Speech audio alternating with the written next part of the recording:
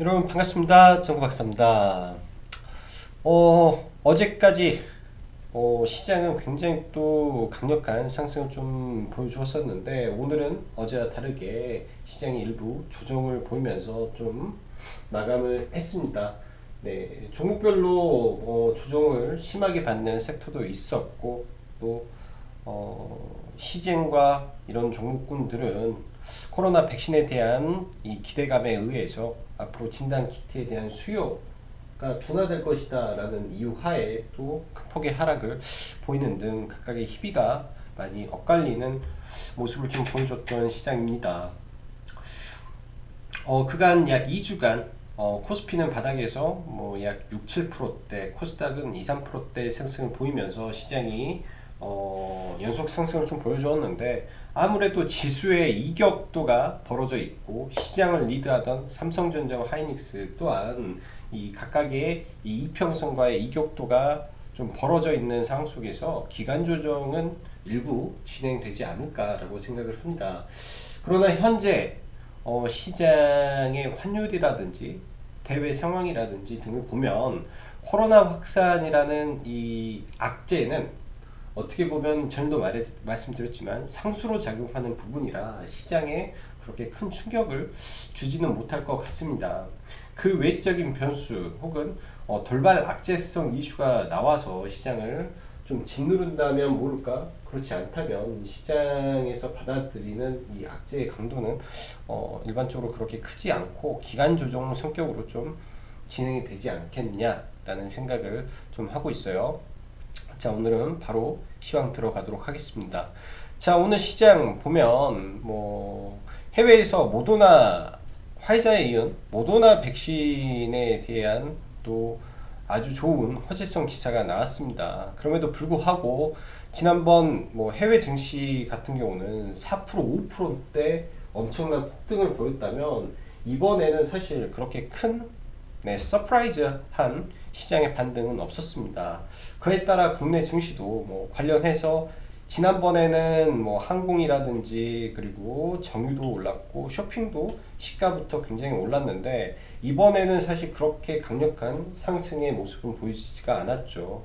아무래도 악재도 지속되면 내성이 되듯이 백신에 대한 호재성 재료도 지속이 되면 이 약발이 그렇게 강력하게 받아들이지 않는 게 또 이 주식시장의 논리이기 때문에 호재도 약간 둔감해져 있는 모습을 좀 보이고 있습니다. 그로 인해서 백신 관련된 종목들도 사실 오늘 그렇게 뭐 큰 재미가 없었고요.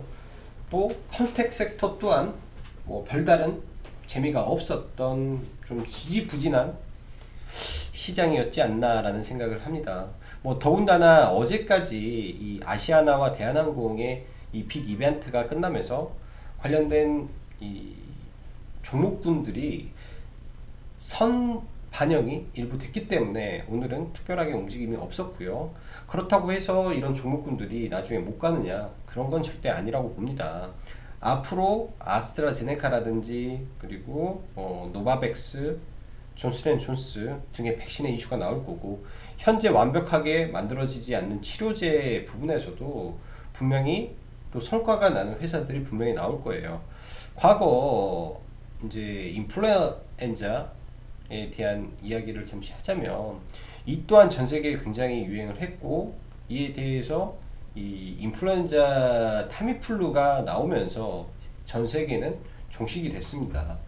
결코 이 바이러스를 완전히 사멸시키고 없앨 수가 없기 때문에 확실한 치료제가 모든 사람이 믿고 쓸 수 있는 치료제가 나온다라는 것도 엄청난 부분이지 않겠냐라는 생각을 하는데 이런 일련의 치료제라든지 백신은 시간 문제지 결국은 나온다라고 믿고 이 컨택 섹터의 저가의 컨택 섹터의 종목군들 특히 실적 면에서 완전히 박살이 나지 않았던 그리고 뭐 미래 잠재력이 충분한 또 회사의 가치가 적정한 기업들을 골라서 바닥에서 잘 모아가면 제가 봤을 때 내년 시장을 충분히 그런 종목군들을 통해서 장기 투자가 가능하리라고 반복적으로 말씀드리고 생각하고 있습니다.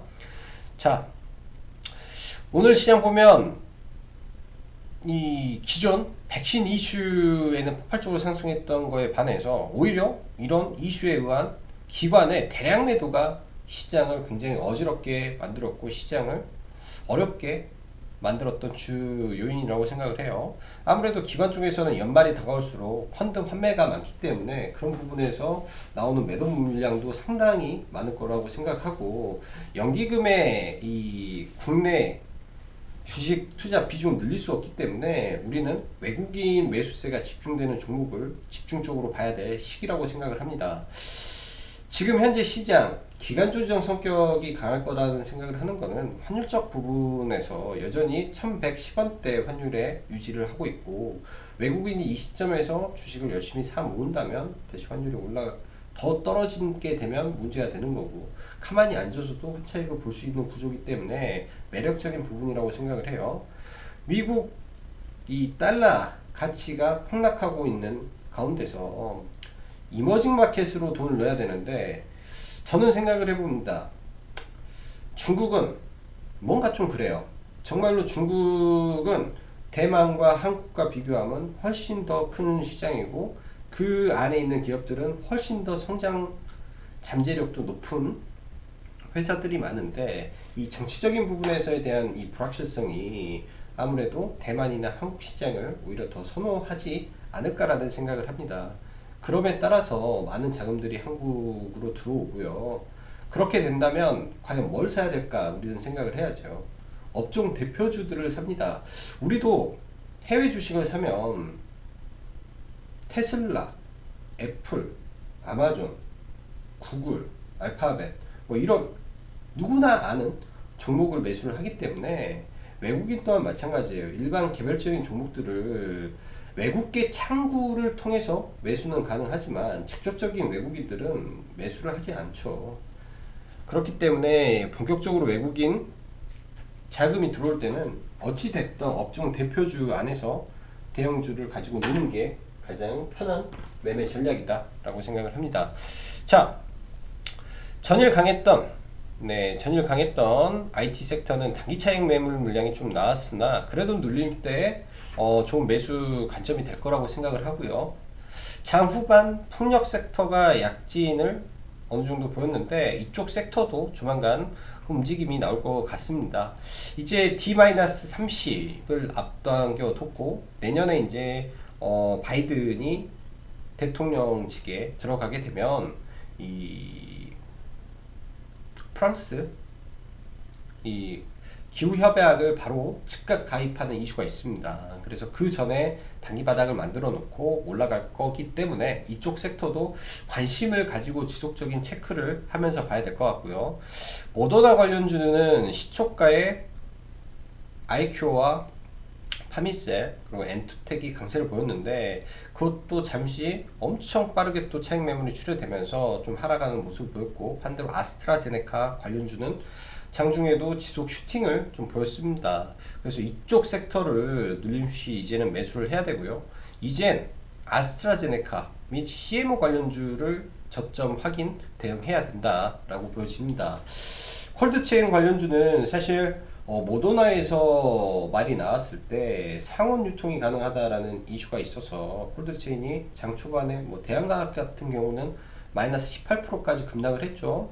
근데 뭐 장중 한때 20%까지 넘는 어마어마한 급등이 좀 나오면서 사실 굉장히 놀랐습니다. 이 정도까지 올라야 되나? 라는 생각을 하고 있고 그러면서 한편으로는 그런 생각을 했죠. 아, 죽더라도 시장에 관심주, 시장에 돈이 많이 쏠린 종목에서 놀다 죽어야지. 예? 반등도 시원하게 나온다라는 것을 다시 한번 좀 느꼈습니다. 엄청나더라고요. 바닥에서 뭐 상한가 이상 40% 넘는 반등이 나왔기 때문에 엄청난 강력한 수급을 좀 받고 셀트리온이 장중에 국내에서 코로나 관련 의약품 100% 생산을 하겠다라고 말을 하면서 대중화금이 또 강세를 보였고요. 오늘 저희가 매매를 했던 종목은 아이큐어 그리고 녹십자 홀딩스 한국전력이었습니다. 녹십자 홀딩스는 이제 올라가면서 사실 저희가 마이너스권에서 들어갔기 때문에 한 10%대 올라가면서 이제 차익을 했는데 그 이후에 지분 구조 관련된 뉴스가 딱 나와서 조금 굉장히 많은 아쉬움을 가지고 있습니다. 다시 따라 들어가려고 했는데 사실 이미 20% 넘는 공간에서 종가 베팅을 해야 되냐 마냐의 고민 속에 좀 매매를 하지 않았어요. 일단 시외 상한가고 내일장 이 종목 저는 공략을 하려 생각을 합니다. 어찌됐든 박스권 돌파 흐름의 모습이기 때문에 박스권 매매를 진행을 할 거고요. 비트코인이 오늘 1,800만 원을 재돌파하면서 우리기술 투자가 장 초반부터 급등하는 모습 보였는데, 얘네들은 지속적으로 비트코인 가격이 오르면 들어오고 떨어지면 급락하고를 무한 반복하고 있습니다. 그래서 비트코인 가격 추세를 보면서 장대 양봉이 터지는 구간에서 뭐 시간 외에 들어간다든지 그런 전략도 나쁘진 않을 것 같아요. 자, 삼성전자 이건 어제 거고, 그리고 가덕도 관련해서 오늘은 사실 이 종목들을 매매를 안 했습니다. 왜냐면 김해공항 백지화 이슈가 발표가 나더라도 하락할 거고, 발표가 안 나면 하락을 할 거고, 결국은 하락을 하는데 어느 시점에 나올지도 모르겠고, 이미 20%대 올라와서 박스권 흐름을 가고 있는 과정 속에 들어간다? 사실 굉장히 좀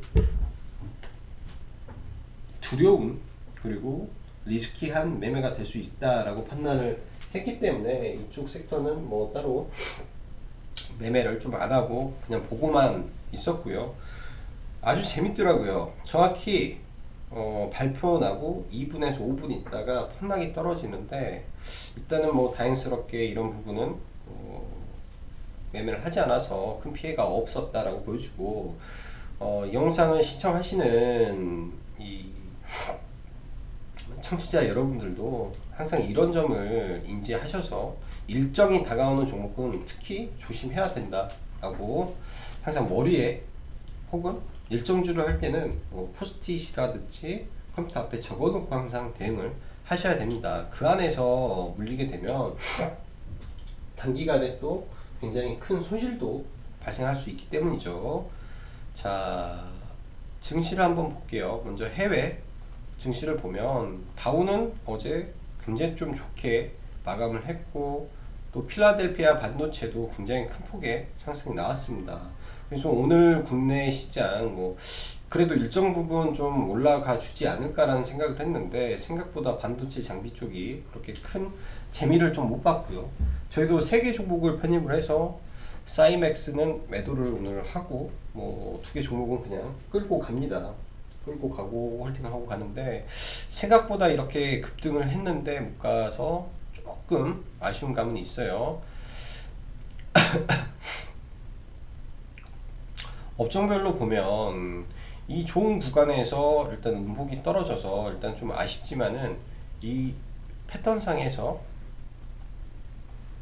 일단 이런 구간을 크게 이탈만 하지 않으면 좋을 것 같습니다. 여기를 다시 이탈하면 코스닥도 이런 구간까지 또 내려왔다가 갈 수 있어요. 언제든지 이런 구간까지 내려왔다 갈 수 있으나, 추세상으로는 IT 섹터는 아직도 저평가지 않겠냐라고 보여지고, 코스피는 여전히 삼성전자 일변도가 크다라고 봅니다. 삼성전자 일변도가 크다라고 보고, 이런 구간까지 밀려도 다시 올라가는 탄성이 나올 것 같고요. 환율적인 부분에서는 내일 그 이슈가 하나 있습니다. 그 삼성전자에서 받는 배당을 이제 역외송금하는 이슈가 있을 거예요. 그런 부분에서 내일 단기적으로 환율이 올라갈 수는 있겠으나 큰 틀에서의 변화는 없지 않겠느냐라고 좀 생각이 되고요.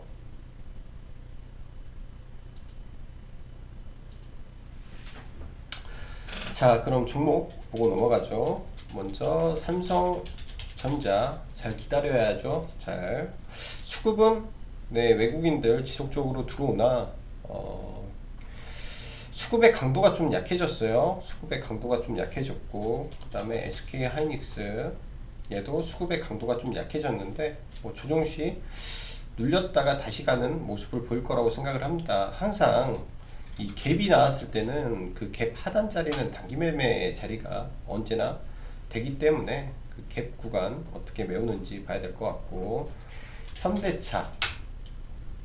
현대차는 오늘 좀 많이 아쉬웠어요. 사실 어제 저희가 음봉에서 어제 매매 종목은 현대차였습니다. 현대차를 여기서 잡아서 여기서 추가 매수를 하고, 저는 하루 넘겨서 신고가를 바라보고 매매를 했으나 시장이 너무 약해서 여기서 그냥 전략 청산을 좀 했고요. 현대차는 계획은 이 갭을 잡고 여기서 양봉이 떠서 장대 양봉이 나오는 거를 바라봤는데, 코스피 지수 자체가 좀 흔들려서 이런 걸 바라봤죠.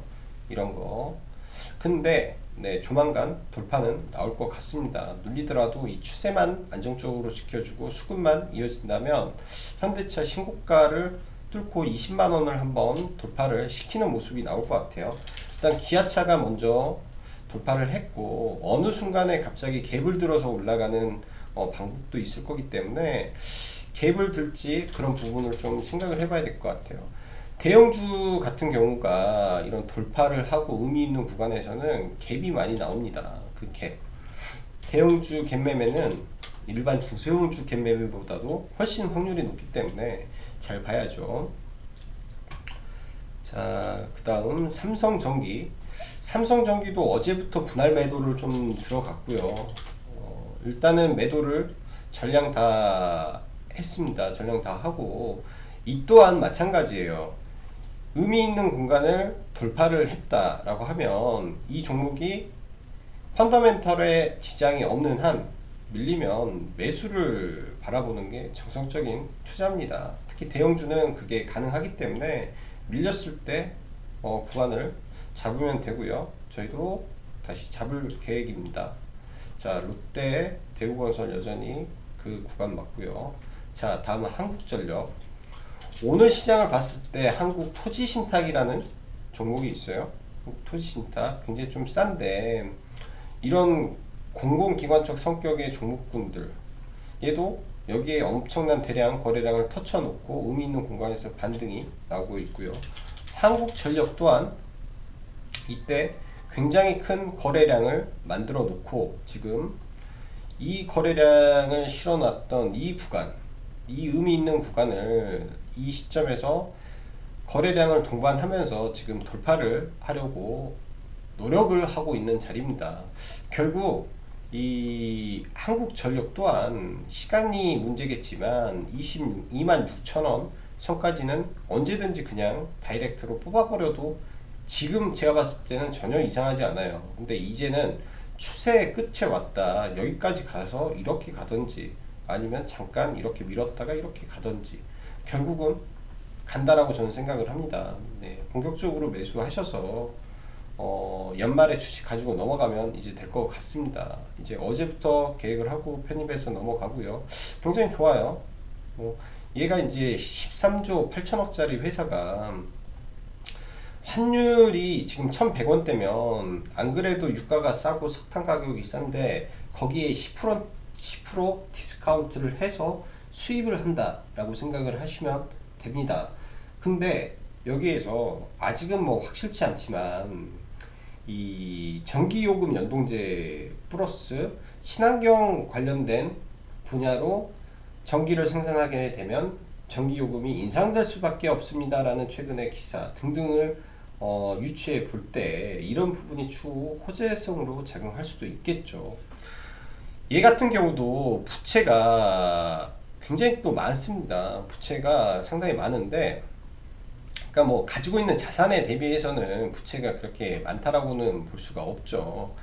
근데 이 또한 환율이 떨어지면 부채도 10% 싸지기 때문에 여러모로 이 원달러 강세와 저유가 시대에 호재성 재료만 많이 있지 않겠느냐라고 보여집니다. 그런 부분에서 굉장히 저평가고 시가총액 상위 종목을 편입해야 된다면 적합한 종목이 아닐까라는 생각을 하네요. 자, 아이큐어를 하나 볼게요. 아이큐어는 오늘 좀 너무 속상해요. 너무 속상하고 뭐 매번 다 이렇게 보는 것도 좀 그렇긴 한데,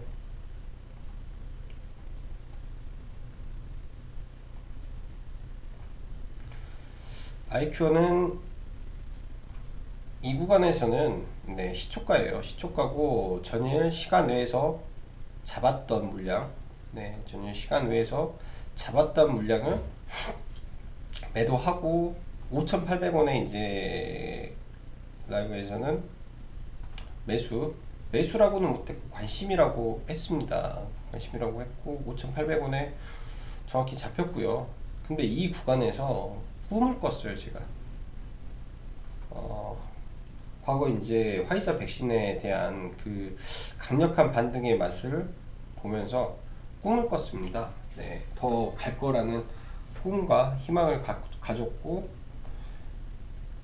그렇기 때문에 굉장히 저가에 잡았는데 장중에 한 16% 정도 수익이 떴던 것 같아요. 16%대 떴던 것 같은데 그거를 제대로 못 먹고 오늘은 좀 날려버렸습니다. 그래서 이 종목은 굉장히 좀 아쉬움이 좀 많이 남고, 원하는 거래량, 원하는 다 나왔는데 뭐 얘뿐만 아니라 엔투텍도 뭐 거의 제대로 된 반등 없이 무너지고, 뭐 파미셀, 뭐 AB 프로 바이오 등 이번에는 지난번과 다르게 이 백신 종목들이 크게 시세가 나오지 않았습니다. 그래서 많은 분들이 또 이런 부분에 대해서 좀 어려움을 느끼지 않았을까라고 생각을 하고요.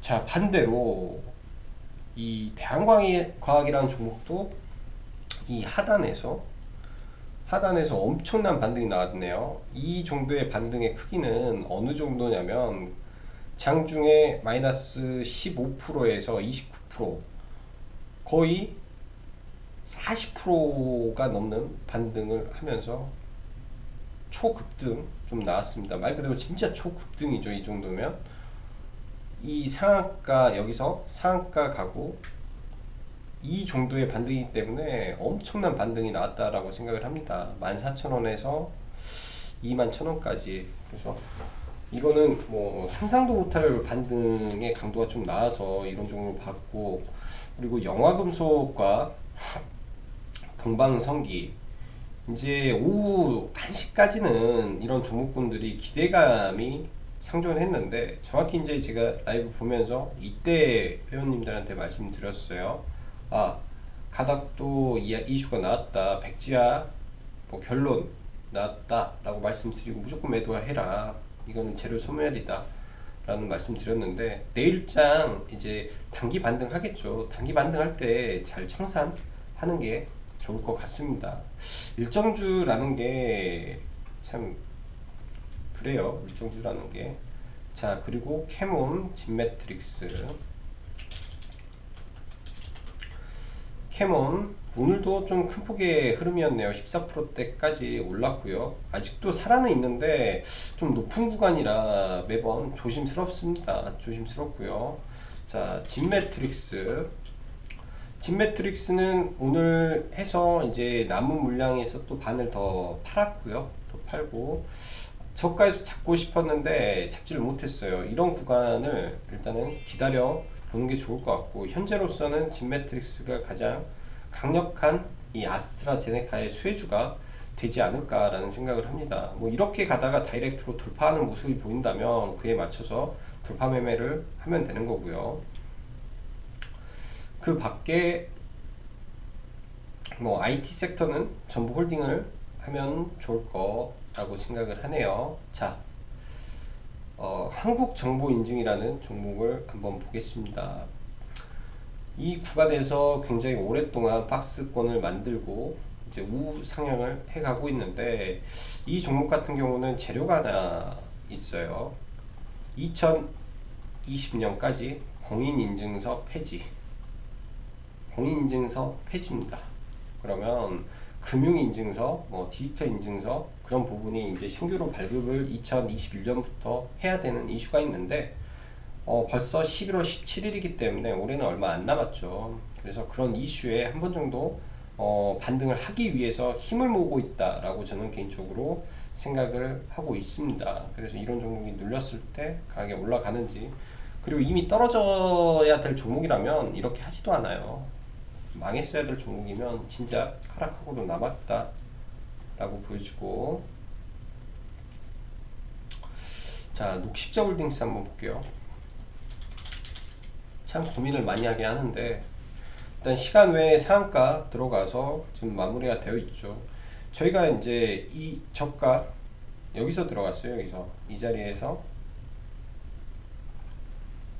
매매가 들어가서 매도 타점은 이렇게 잡았었습니다. 이렇게 해서 저희가 매도를 이렇게 해서 매도 타점은 잡았는데, 사실은 이 종목을 매수한 이유는 다른 게 아니에요. 그 CMO 관련해서 녹십자와 녹십자 홀딩스를 보면서 이제 속으로는 그랬죠. 이때 좀 더 빨리 올라가길래 탄력이 녹십자가 훨씬 좋네요. 홀딩스가 원래 더 가벼운데 했는데, 이때 올라오는 이유를 몰랐어요. 저는 이때 여기서 이제 팔았기 때문에 올라오는 이유를 사실은 이 CM으로 뭔가 재료가 터졌나 하고 전량 매도를 하니까 녹십자 지분, 복잡한 지분 구조, 뭐 녹십자 대주주의 지분 매입, 그런 이슈가 나오면서 좀 올랐습니다. 일단 좀 기사를 꼼꼼히 뒤져봤는데 지분이 늘어난 비율이 그렇게 크지는 않아요. 크지는 않은 가운데 이런 부분을 의도적으로 기사화 낸 거라고 저는 개인적으로 생각을 합니다. 최근에 시장을 보면 이 기레기들이라고 하죠. 이 찌라시들이 난무를 해요. 사실 그 지분을 확보한 게 가장 많이 산 사람이 20억이고요. 그리고 추측성 기사도 너무 많아요. 얼마 전에 녹십자의 주식을 뭐 5만 주 매도한 이유를 녹십자 홀딩스 주식을 사기 위함이 아닌가라고 또 기사에다 적어놨는데, 그런 부분들이 약간은 의심은 됩니다. 의도적인 기사지 않을까라는 의심은 되고요. 이런 종목은 굉장히 간단해요. 갭이 4,400원까지 뜨면 여기 언저리에 눌릴 때 저는 아마 41,500원 정도를 보지 않을까 싶네요. 이 정도의 아래꼬리를 주고 올라가는 그 밑꼬리를 잡아서 매매를 하는 게 좋고요. 일단 얘 나름대로 장기 박스권을 지금 돌파하는 모습이 나올 텐데, 이 구간은 굉장히 또 매물이 많은 구간이긴 합니다.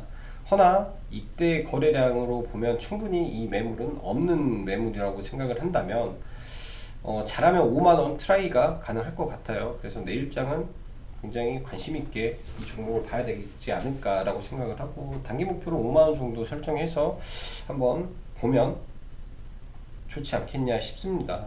굉장히 나름에서는 이게 이제 지분 싸움으로 간다라고 꼭 포장을 하는 것 같다라는 느낌이 많이 들어서 조금 걸리긴 해요. 자, 그리고 크리스탈 신소재라는 종목이 있어요. 최근에 이 중국 소비주 이야기를 하면서 크리스탈 신소재를 말했는데, 기존의 대장이 컬러레이고 왕이 외교부 장관이 곧 방한한답니다. 그 이슈와 연동이 되면서 가야 할 수 있는 종목이 되지 않을까 생각을 하고요. 컬러레이가 또 이런 애가 이렇게 또 급락 한번 해주면 이런 자리에서 보는 거고, 지금 현재의 추세가 좋은 건 또 크리스탈 신소재니까 얘가 이런 게 그래요. 보통 이런 잡주성 종목은 올렸다가 이게 이제 따라 붙는 게 아니라 시나리오를 이렇게 보는 거죠. 좀 올렸다가 이렇게 또 급락 맞는 거, 이렇게 해서 이런 자리 기다려서 이런 자리를 공략해 보시면 될 것 같습니다. 상승의 모양은 거래량을 감소시키면서 올라가기 때문에 견조하고, 이 중기 박스권을 돌파한 흐름도 나쁘지 않아요. 그럼 여기서 거래량 없는 급락 한 번만 나와주면 저는 참 좋겠다 라고 생각을 합니다. 자, 오늘 시장 어렵다면 굉장히 어려웠을 수도 있고, 아니라면 또 알 수도 있지만, 저는 개인적으로 시장이 좀 많이 답답함을 좀 느꼈습니다. 그만큼 시장 흔들림도 많았고, 또 여러 가지로 또 수급적인 불안 요인도 많았지 않나라는 생각을 하는데요. 이럴 때일수록 조금 한 템포 쉬어서 매매를 하고, 또 시장이 안 좋을 때는 자기가 생각하는 매수 타점보다 한 5호가 아래에서 좀 걸어 놓으면 조금 더 편하게 매매가 되지 않을까 싶습니다. 자, 오늘도 시청해 주셔서 감사하고, 여기까지 짱구 박사였습니다. 감사합니다.